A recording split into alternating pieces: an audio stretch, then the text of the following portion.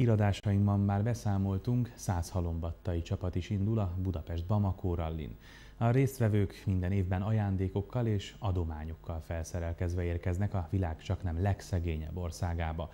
A legkiemelkedőbb karitatív munkát végző csapat nyeri majd el a Teréz anya jótékonysági díjat. Ennek a rallinak az egyik nagy összefogó része, ez az általános jótékonykodás is, ami hát megváltoztatni nem tudjuk az ő életüket, de azért nagyon sokba tudunk neki segíteni. Ott igazából minden, ami nekünk hétköznapi dolog, náluk az ott hiányzik és nincs az életükbe, és ezért tulajdonképpen egy nagy karitatív adománygyűjtést szervezünk, amiből mi is ugyanúgy ki szeretnénk venni a mi kis részünket. Itt több részről is hasznos lehet az adománygyűjtés.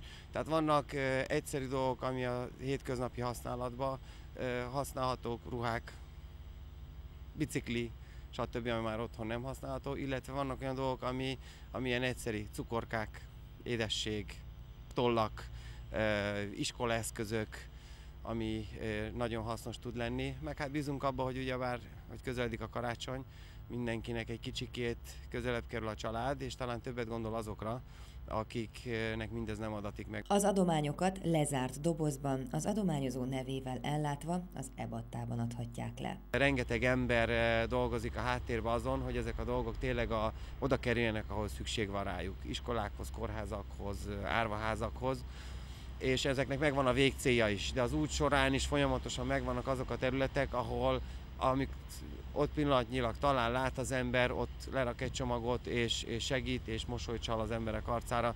Tehát